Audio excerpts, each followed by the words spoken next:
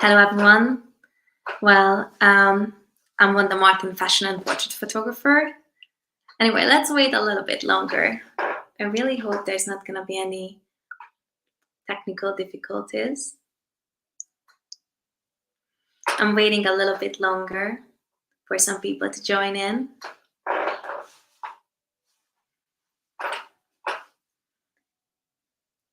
Can everyone hear me and see me just fine? Let's hope so. Actually, I'm logging in from Marrakesh, so let's hope the Wi-Fi is working correctly. Yeah, just maybe in the comment section, just drop me a message if you can see me perfectly, if you can't hear me. And, you know, actually just feel free to message me and ask me any questions throughout the whole talk anyway. My plan is I'm just gonna show you a little bit of a presentation here first and tell you a little bit about my journey as a photographer, how I started out. I show you basically a PDF with my fashion photography, a little bit of my portraiture work, and then I share some of my conceptual personal projects with you as well. But first, let's start. Oh, perfect. Thank you. Thank you for letting me know. That's good. All right, let's do this. Actually, at first, I'm going to tell you a little bit about like where I'm coming from, where I draw my inspiration from. Maybe let's just put this first page on. And probably the best is I'm gonna tell you what I wanted to tell you first, and then at the end I'm just gonna go through the messages and the comments, and if you have any questions, I'm just gonna answer all of them. I hope that's fine with you. So actually, I'm coming from the countryside of Hungary and from a very little town, and I'm coming from a family of artists. My father is a photographer, and even though he never really wanted me to become a photographer myself, because I had always very good grades at school, and he just wanted me to do something more financially stable and normal, like just to study law or like medicine or something like that. It was still him who bought me my first camera at age 15, 16, and that was a Canon camera already. Actually, that was a 20D at the time. And before I was doing painting and, you know, like art basically surrounded me throughout my family. Well, because of my family, because my grandmother's husband was a sculptor, and actually my dad's uncle was a theater director as well, and my dad was a photographer and artist. So basically art always surrounded me, and maybe probably actually subconsciously that was the main inspiration for me becoming a photographer myself. But the thing is, so it was still my father who bought me my first camera, the 20D, and he was the one who showed me the basics of photography and taught me the history of photography and the technicalities of photography basically. And it was an instant like a love at first sight kind of thing, because actually I was doing painting as well before, but probably I would have been a little bit too impatient in the long run for painting anyhow. But now you're going to be looking at my photography and you're going to see that painterly inspiration in my work. So if someone asked me, sorry, actually I'm in Marrakesh in a hotel and there's just a lady coming in, sorry for that. What's happening? Don't worry about it. That's fine. Yeah. And at age 18, I moved to Budapest to study history and theory of cinema at the university. And later, actually, I applied for a conceptual fine art photography course at the University of Arts and Design Budapest. And how I got into fashion was it just happened sort of accidentally, because my first flatmate in Budapest was a fashion designer. And he looked at my camera and he was like, "Oh, you have quite a nice camera, and actually could you just take some pictures of my graduate collection basically?" And I started taking pictures of it. He really liked those images, and then I ended up like taking more and more pictures of his garments, and later on more and more established like young emerging designers asked me to take pictures of their clothes, and then more and more established brands as well. And later I just found myself working for the magazines of Hungary, such as Glamour magazine, Marie Claire magazine, or InStyle, and more established brands. And actually, I started working with a lot of musicians as well. And basically, the first time I moved to London at age 23, sorry about that. At age 23, the first time I came to London was with a scholarship program from university. It was an Erasmus scholarship program. And I went to London College of Fashion to study at their BA course. It was only 3 months at the beginning. But that was, again, I fell in love with London pretty early on. The thing is, if someone asks where I draw my inspiration from in my photography, or like how I would describe my visual style, it's basically the combination of these romantic painterly visuals and rock and roll attitude. Because how it all started for me, basically I have this painterly inspiration. Like I love working, like for example on these images, I love working with natural light, and I like just that sort of lighting when you have a window on the side or in front of the models, and you have the beautiful light coming in through a window, like on basically old masters' work and paintings. And I've been always obsessed with the 19th century pre-Raphaelites as well. So the way they use colors and the way they use lights as well. So yeah, they are actually one of my main inspirations. And the other side of things is the rock and roll, which basically, yeah, I always loved like punk music and rock and roll music. That was one of my main reasons to move to London, for actually the subcultures, the musical subcultures, and the punk scene as well. And whenever you look at my photography and my fashion works as well, these are the kind of elements I try to mix in my work, to have that beautiful painterly lighting and the rock and roll elements, especially in terms of casting. So for example, when we are looking at these images, the whole production is sort of organized by me and did by me. So I'm the one who chose the models and do the casting, because I think, yeah, photographing inspiring characters is just the key element in a photo shoot. And the other thing is styling. So even on these pictures, this was a Louis Vuitton exclusive. Actually, I shot for a Japanese magazine, for Common Sense magazine, and the styling is again that needs to have like edgier element, or like a rock and roll modern elements to it, because I think that's maybe that's what makes my work sort of I wouldn't, let's use the word unique, but it's like my kind of photographies, because I think it's very important as a photographer to have sort of an authorship to your images, like a distinguished style. So if there's someone looking at your images and they can tell like, oh, I'm sure this was photographed by Wanda. So again, to have that sort of painterly romanticism and just the modern touch to your images. I mean, that's my kind of recipe, to be honest. So I'll show you a little bit more of my work. So basically, where I stopped in my telling my history. So yeah, basically I moved to London at age 23, and ended up applying for a master course at London College of Fashion, because I realized that sort of 3 months that I spent there as an exchange student was basically nothing. I didn't know anyone at the time. I barely spoke the language. So I just realized I had to go back to London and just, basically move there properly and start working in the industry and build up a new portfolio. Because moving to London from Budapest meant sort of a restart, even though I had, been working as a photographer before in Budapest.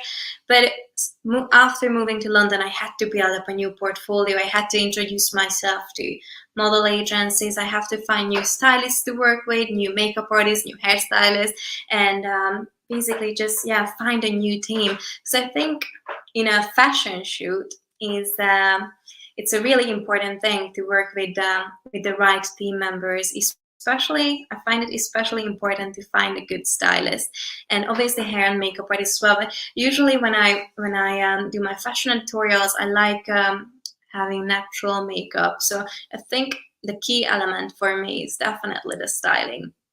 And a lot of people ask me how I usually find my team members, where I find them, and I actually tell them, like, social media is just such an important tool for that. So sometimes I literally just DM people, and I actually always encourage everyone to do so.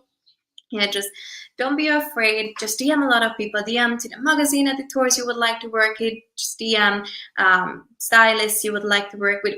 What's the worst thing that can happen? Basically, maybe they don't reply, but literally nothing else. So definitely, I can definitely recommend you to reach out to people who you would like to work with.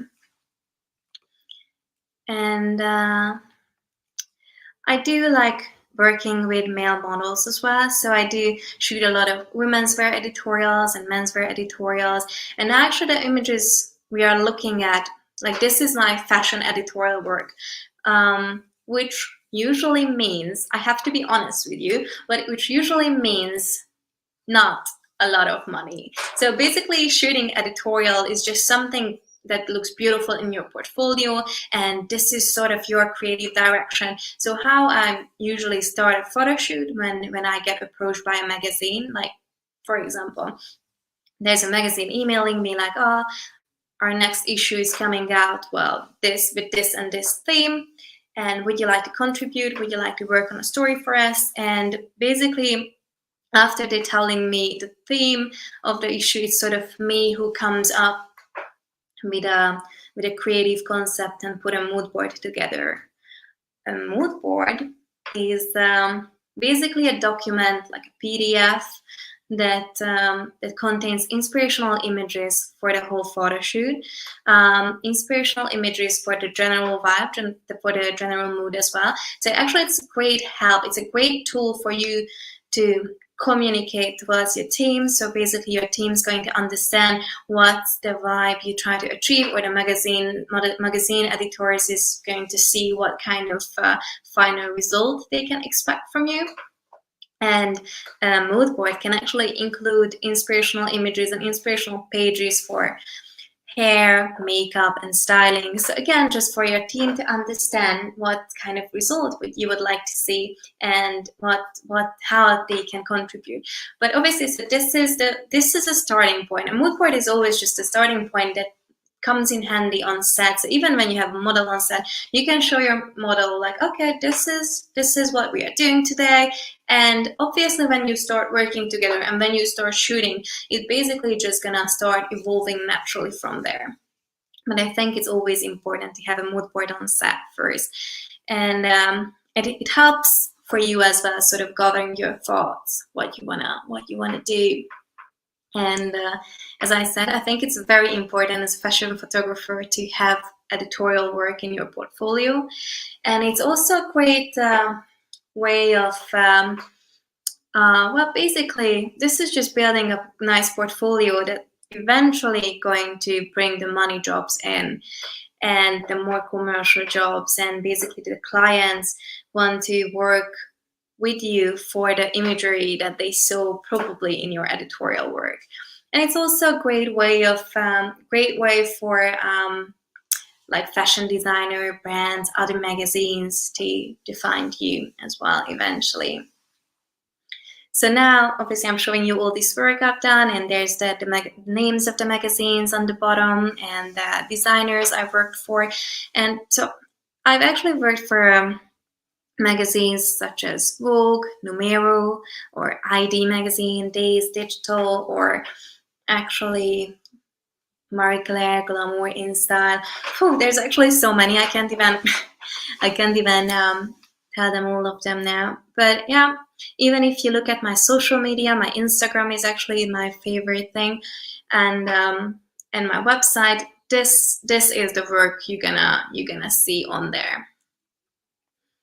And as you can see,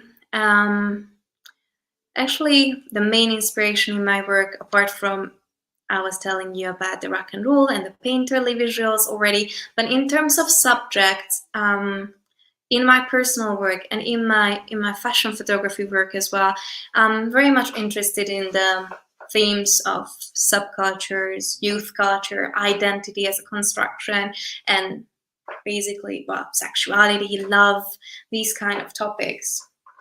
And I do believe that a fashion photograph is not only about a pretty girl in a pretty dress on a beautiful location. It can definitely carry important messages and relevant messages about the age we live in and reflect on the age we live in. For example, like the LGBTQ movement or like the Black Lives Matter movement. Actually, fashion industry has a responsibility to sort of reflect on the age we live in. And I think, and I full-heartedly support that it's very important now that the fashion industry is changing and it's not showing only like traditionally beautiful people.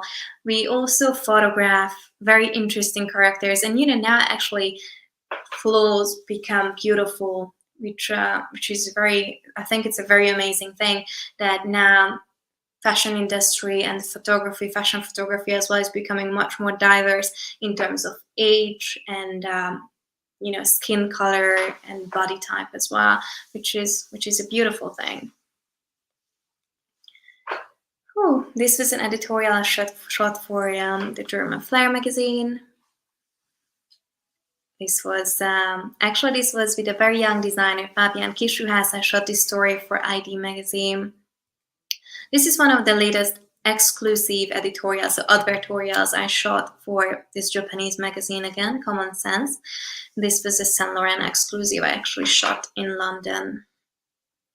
And again, for this as well, I came up with the creative concept, but obviously, let's not forget about the theme work, because every fashion shoot and every shoot is actually, well, not every shoot, but every fashion shoot is a theme work. So you have that stylist on set because you actually trust that stylist and you listen to that stylist. So obviously you listen to their opinion as well, and you create something beautiful or exciting together.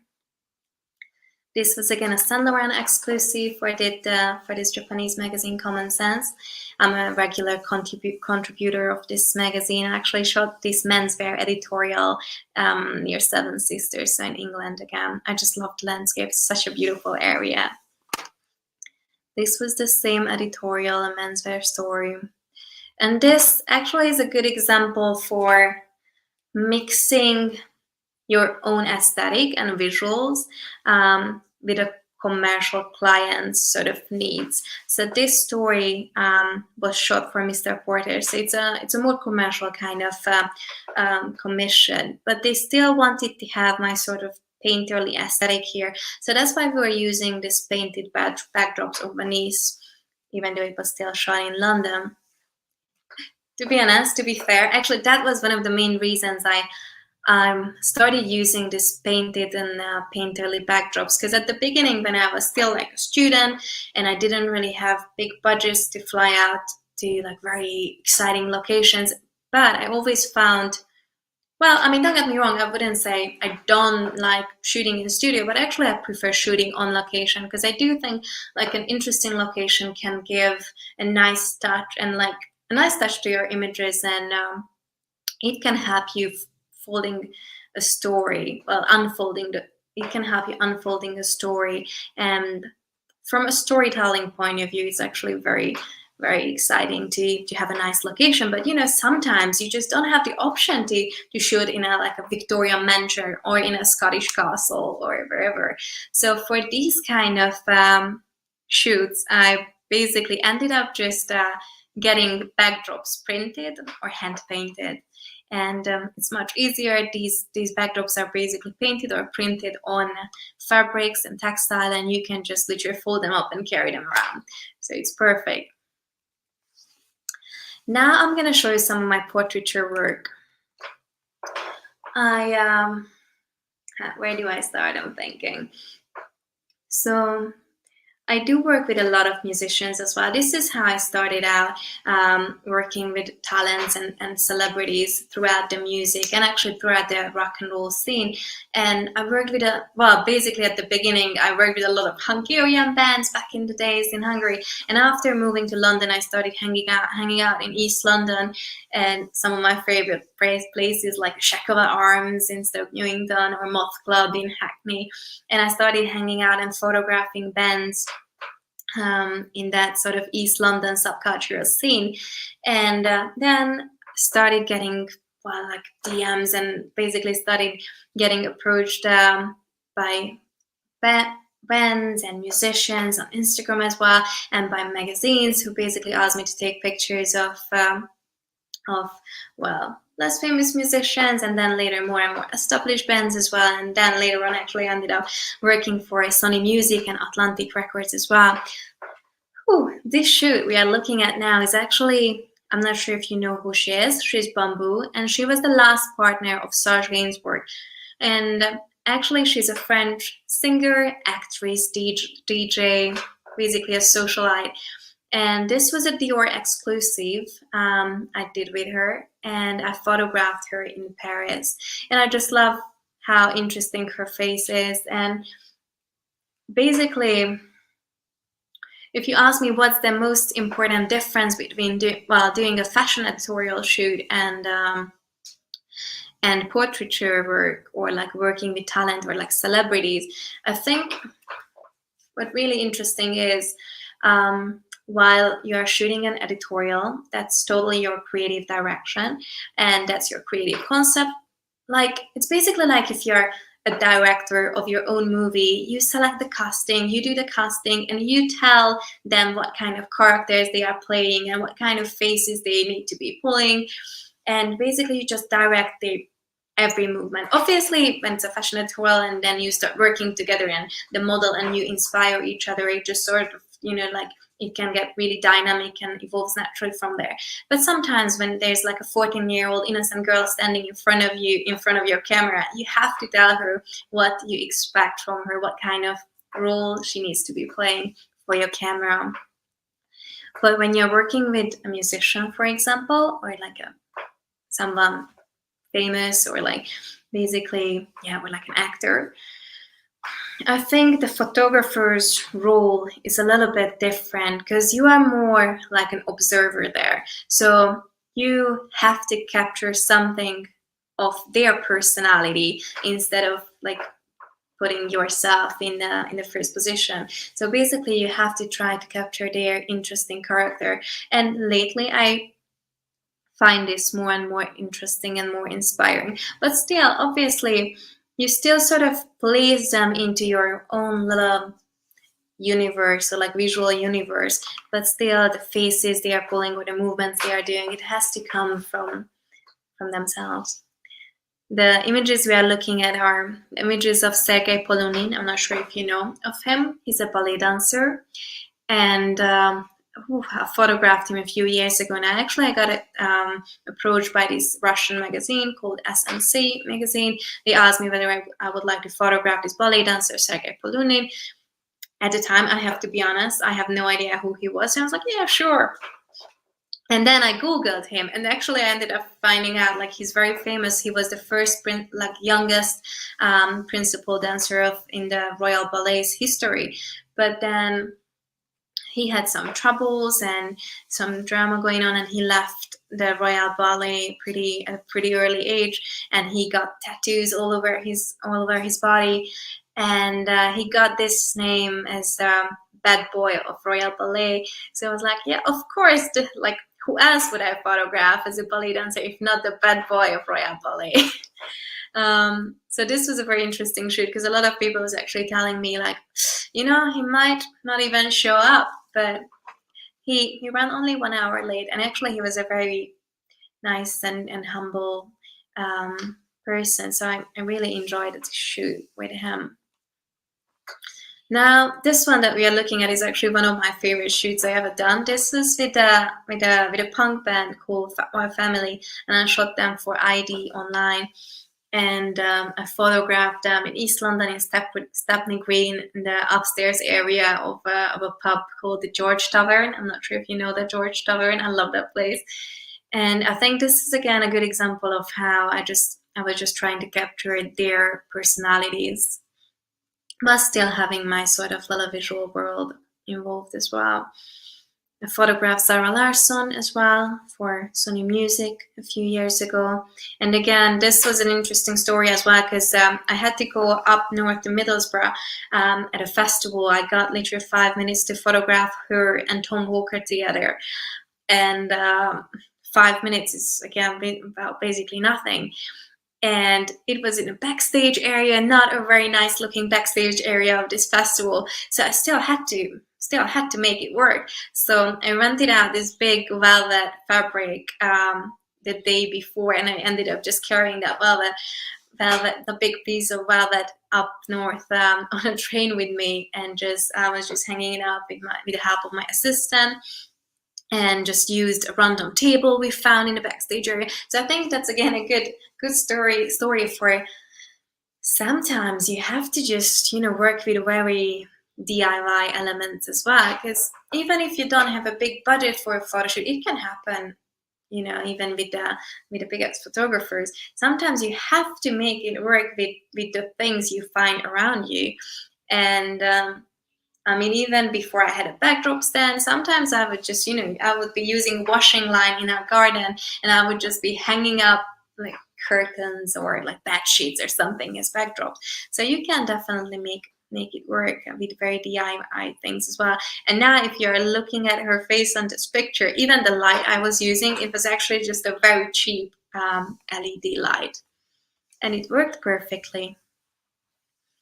This was again a very interesting story. This is one of my most shocking experiences I ever been through, like via photography. So I was shooting this band. Actually, I was shooting for this magazine, Fox's magazine, in California. Joshua Tree at this festival called Desert Days, and I was covering the event for them.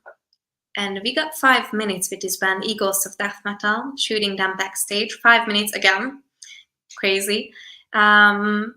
But when I started taking group shots first, 5 minutes became a little bit more, 7 minutes, 8, 10, 15. And we were actually having fun. And then I started doing solo shots of the band members separately. And again, actually, I was already photographing them for like half an hour when I started taking portraits of the singer, Jesse Hughes, we are looking at on the sides now.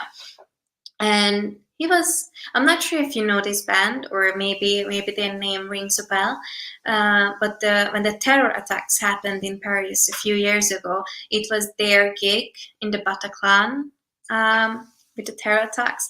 And Jesse Hughes, when I was taking these pictures of him, this was already after the event, and I was taking portraits of him. He was just telling me stories and talking to me throughout the whole photo shoot. And at some point, he looks at me and he's like, "Do you want to see my gun?"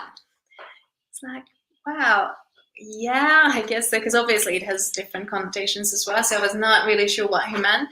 So I went back into his room and came out with his gun in his hands. And he started loading me in front of my camera, and he just started telling me about that night and what his experiences were like and how he felt, and maybe things would have been different if that gun would have been on him that day. And obviously, that was not sort of my position to tell him anything about my opinion, but I just kept on taking pictures while he was loading his gun and showing that gun to me and telling me all these stories. So yeah, this was a very, very shocking moment actually. And that was again one of the reasons I really got into more and more into like portraiture as well. So here's Yule, again, a London-based musician. I photographed her for White's UK, and Slow Tie for Roller Coaster magazine. Actually, I photographed Slow Tie way before he became famous, but then, like, bam, a couple of years later, he became huge. So I'm showing you some of these band photographs I did for different magazines, such as Fox's magazine, which is an LA-based magazine, or Crack magazine. Poiket magazines. Rough Flow, Jude Low's son, I photographed for Things magazine. Sundar Karma was shot by me for Boys by Girls a few years ago. This is actually, this was for a Hungarian TV show, because during the pandemic I spent quite a lot of time in Budapest as well, because I spent the first lockdown in London, but after the first lockdown I ended up going home for actually almost a year, because things sort of stayed more normal over there. At least there were more productions happening. Why everything went so quiet for me in London for a while, I went home, so I was working for Hungarian magazines again, such as Glamour Hungary, like this editorial we are looking at, I did in Hungary for them. I did some InStyle covers or like Marie Claire editorials as well, and I worked with several musicians over there as well. So actually, I don't regret the decision for me going home for a year. And now I moved back to London again a few months ago, because finally things started happening again. So I'm very excited. And now we are looking at some of my newest imagery, which is, again, actresses and actors, because this is what I started doing more and more lately, working with actors for magazines. For example, we are looking at Josephine de la Pomme here. I photographed her for Fox's magazine, which I was the art director of. And she's on the new season of this Netflix show, Top Boy. I haven't seen it yet, but I'm definitely trying to watch it in the next few days. And this story was actually inspired by her character, because when I went through her Instagram first, when I got commissioned to photograph her, I went through her Instagram and I was like, oh, she has this very like Brigitte Bardot kind of look. And then, like, being inspired by her character, I put a mood board together with a lot of inspirational images of like 70s, mid-century looking locations and homes, and a lot of Brigitte Bardot pictures. And that was what I showed to the rest of the team as well. And that's what I found this location for as well. So basically, for the mood board and for her character, I found the location, and I found the stylist found the clothes and the pieces. I'm not sure if you probably heard of this TV show called Outlander, and Sophie Scatton, she's on that show as well. Actually, the newest season just came out. So this is very new work, and this is sort of the direction I started doing more and more lately, working with actors as well. Because I guess, even though I have to be honest, I love rock and roll and I love working with punk musicians as well, but I think that's a very niche kind of market. And obviously I'm still gonna keep on photographing those kind of bands, but I think actors is where this way I can get to a wider audience, because everyone watches movies, everyone watches TV shows, so I started doing that a little bit more lately. Now we are looking at this emerging actress, Emma Lard. She was on this show, Mayor of Kingstown. I photographed her in Los Angeles. In November, actually. And I'm going back to Los Angeles in May, because now that the world opened up again, I'm trying to travel more and more again, because before the pandemic, I was traveling constantly for work. I had an agency in Paris called the Art Board. So I was always traveling for work, and now the industry is sort of changing a little bit, but now things open up, so I'm planning to travel more. Outlander is great, right, James? Actually, I'm gonna watch. I haven't watched the new season yet, but I'm definitely going to watch it. I'm gonna show you a little bit more of my personal projects, and then I'm gonna answer some of these questions, if there is any questions. Okay, give me 1 second. So I'm just gonna share my screen again.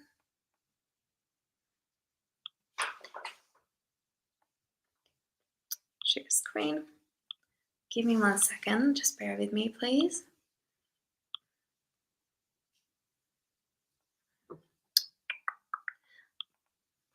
Can you see it? Yeah, all good.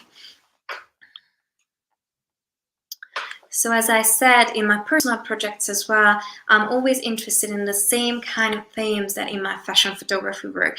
I kind of think it's it's good to have that kind of inspiration in both of them, because I mean that's what I'm interested in. But fashion audience, I mean fashion photography has a different audience than art photography, so it can reach a very different kind of target audience basically, but you still communicate the same kind of messages by the tools of fashion photography and fashion industry. But just a few words about my personal projects, because they are very dear to me.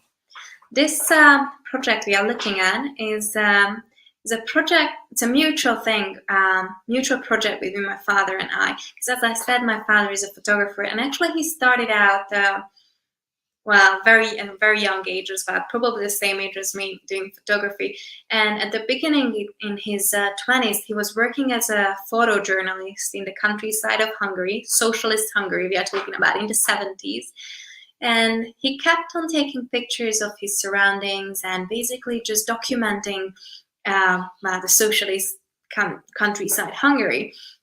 And later on, he started working doing more commercial jobs as well.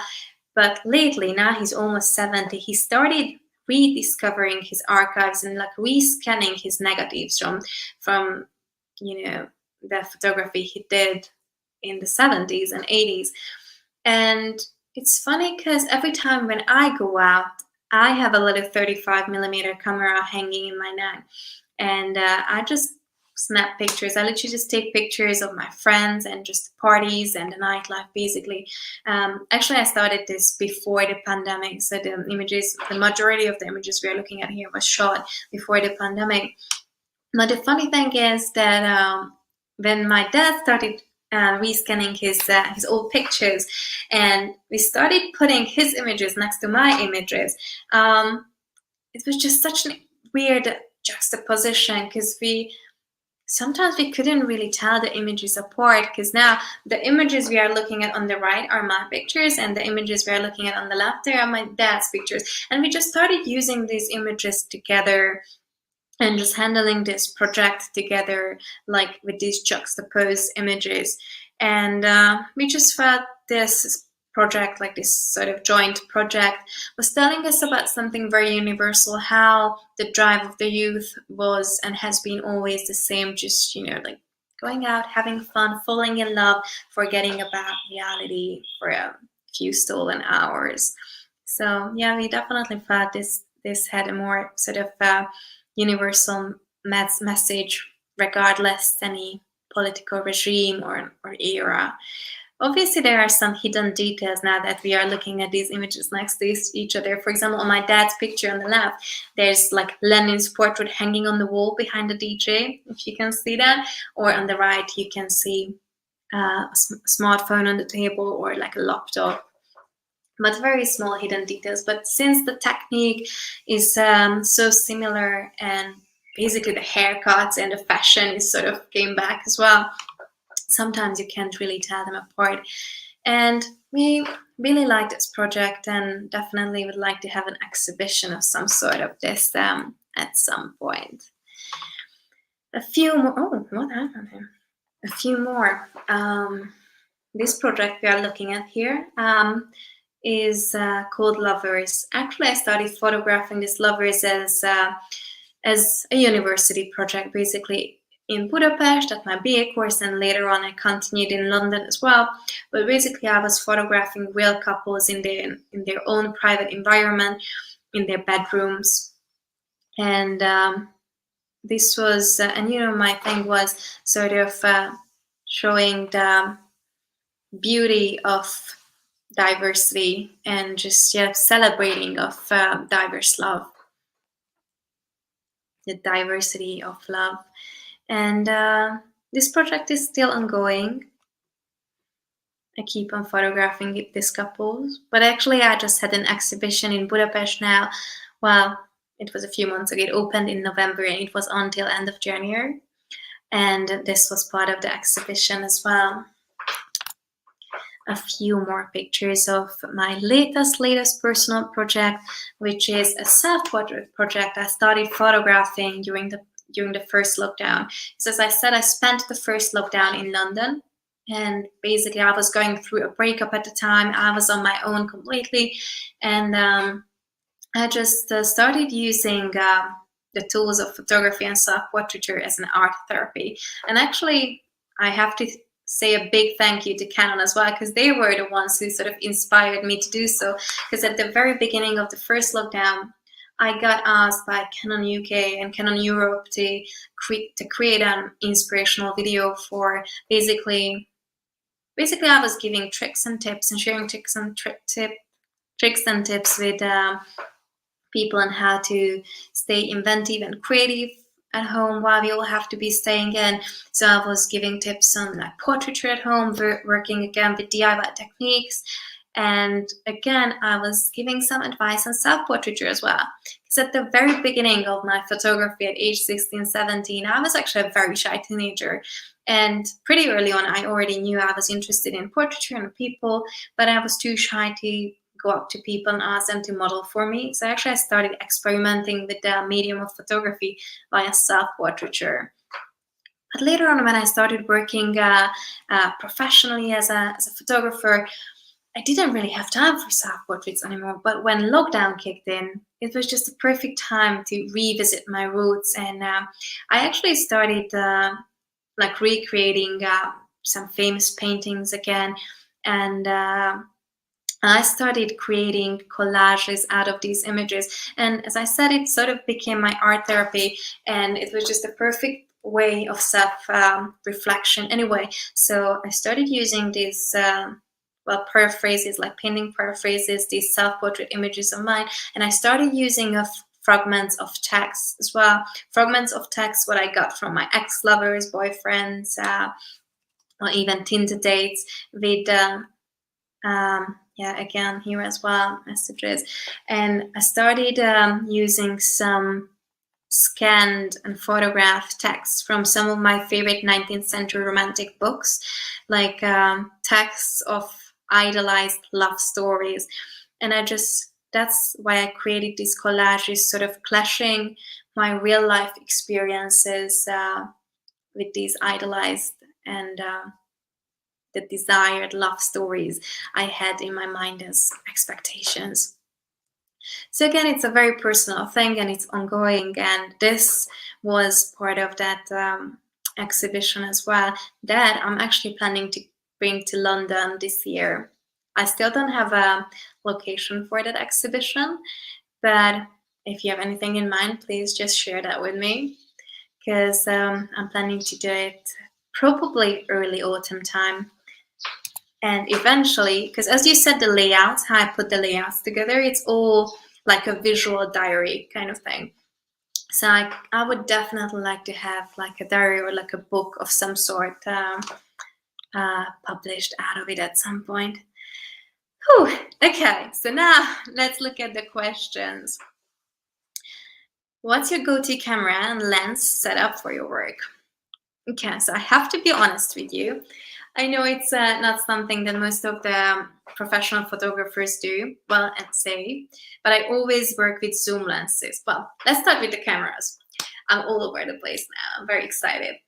I was using a 5D Mark II for more than 8 years, and that was my favorite camera for so long, and we went through a lot of adventures together, but I actually upgraded a couple of years ago now, and I've been using a 1DX Mark III that actually I love. And even though I know a lot of sports photographer and wildlife photographer uses that camera for the speed, but even for fashion photography and working with people, it can come in handy, that speed as well. But my main thing with that camera is that I love working with natural light, and sometimes I have to work in low light conditions as well. So I like to work in as I said, like sometimes very dark Victorian mansions with no natural light or barely any natural light. And sometimes I have to shoot on ISO 6400 or more. So definitely that's one of the main reasons I use that camera for. And the lens I'm using is a 24-70 2.8. So actually, I don't even have any prime lenses in my kit bag. And I know, but I love working with zoom lenses because when I photograph, when I work, I like to work dynamic and fast, and I love to react fast, and when you work with a model, sometimes the model moves and you just want to capture that sudden movement within a second, and you want to have that ability to go from a portrait shot to a full-length shot within a second. So definitely a zoom lens is my go-to lens.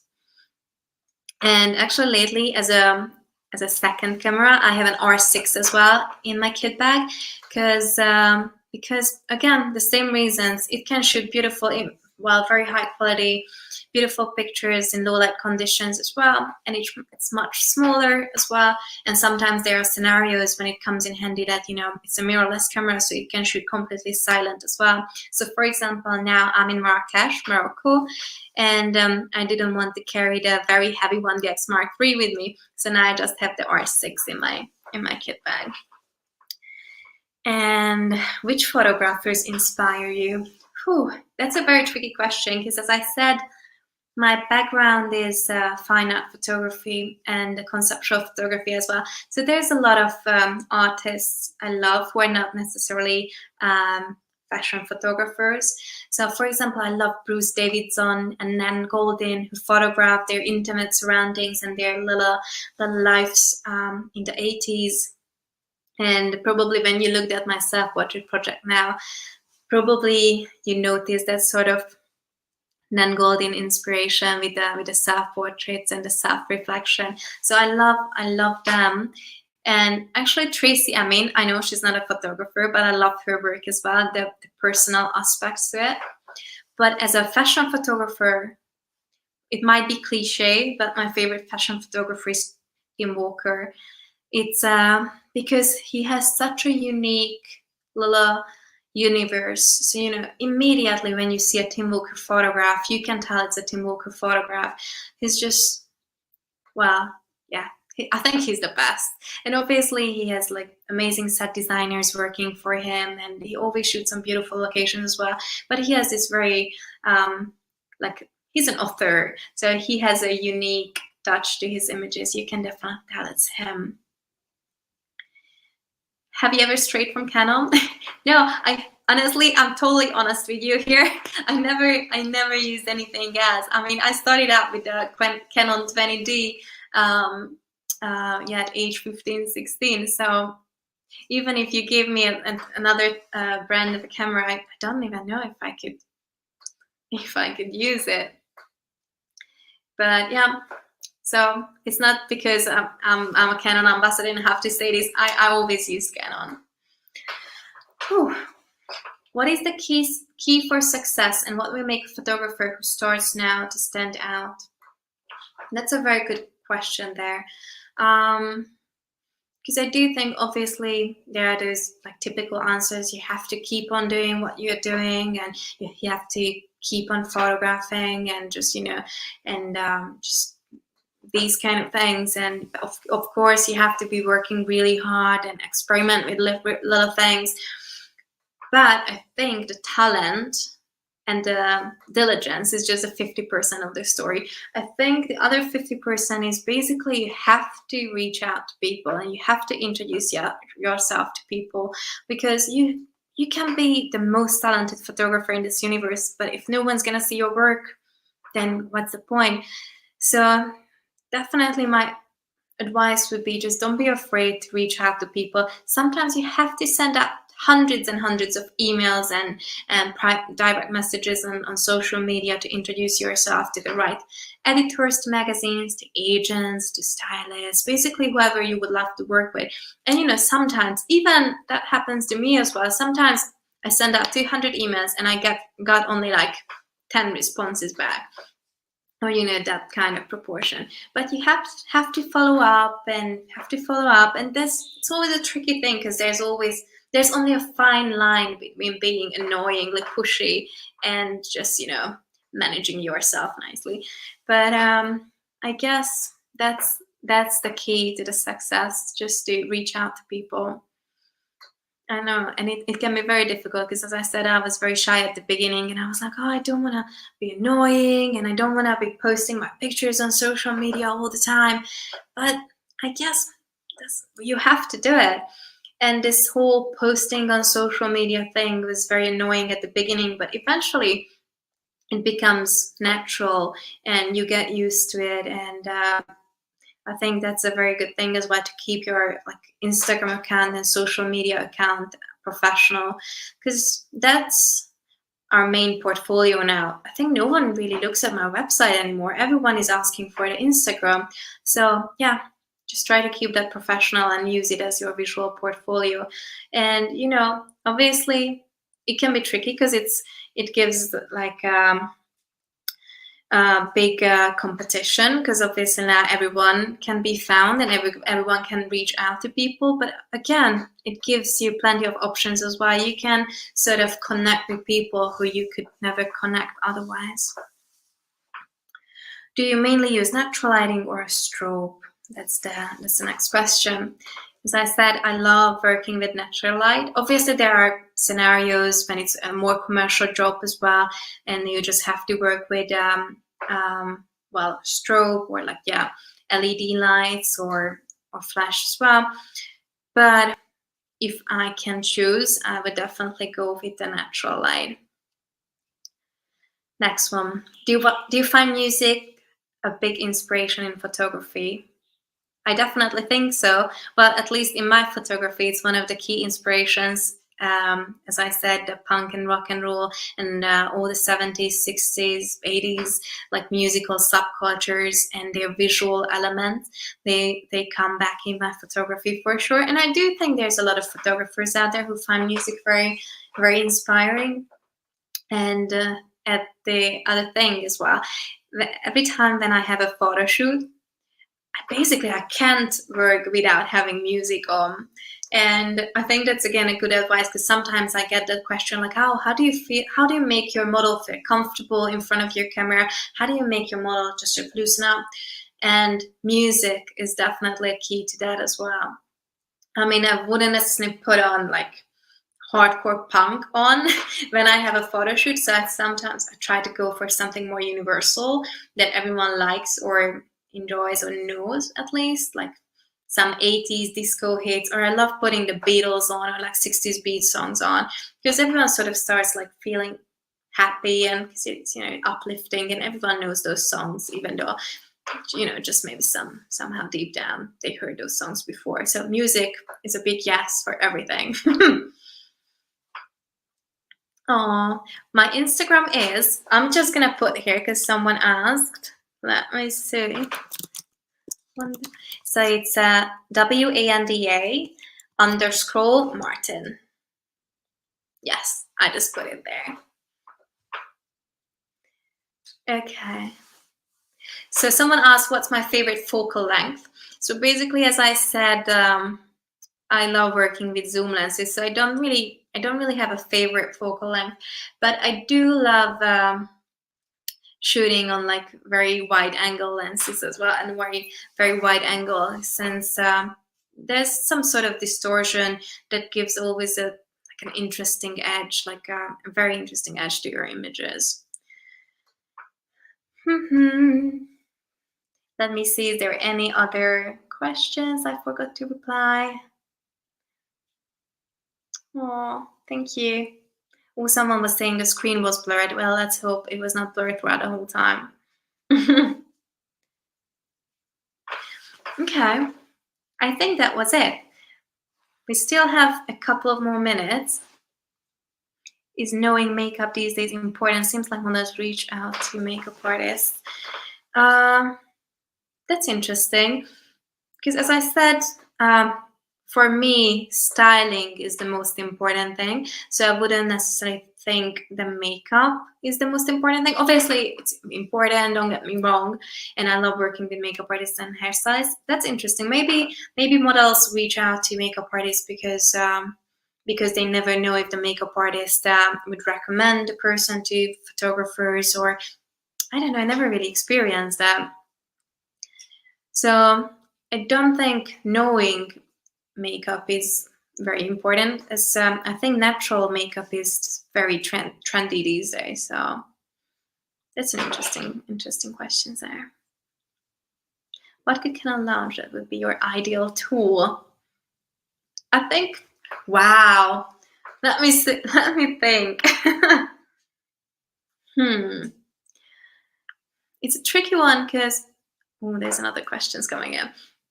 It's a tricky thing because I've been using the Wanda X Mark III for 2 years now, and I just love that camera for the the sensibility, and I think that's the most important thing for me. And lately I started doing film as well, and I started doing a little bit of like fashion films and music videos as well. But even for that camera is fine as well. And back then my thing was like, it might be a little bit too heavy, but obviously I got used to it. But now we have the mirrorless cameras, the R5, for example, and the R3. So I don't even know what they can surprise me with anymore, because I'm just sort of happy. Favorite city to shoot in? I mean, it's cliche, but I love London. There's so many different type of locations there, and because as I said, like this whole inspiration in my work coming from like the pre-Raphaelites, which is again England, London, and the punk scene. So everything I'm inspired by is very, very English. So definitely England I would go with. I know it's boring, but actually I just started going to Los Angeles more and more, and the lights in Los Angeles is very beautiful. So I quite like LA as well, but I've never been to New York, for example. So I'm going in May. So let's see what that's going to be like. Okay, I think we are good, right? Or you have 1 more minute to ask me questions, but honestly, I think we are getting to the end of our time here. Thank you. And thank you for the great question. And thank you for Canon again, and the London Camera Exchange as well for having me today. Whew, that was a pretty intense 50-something minutes. I was just talking and talking. Anyway, thanks a lot. Have a lovely evening, everyone. Bye.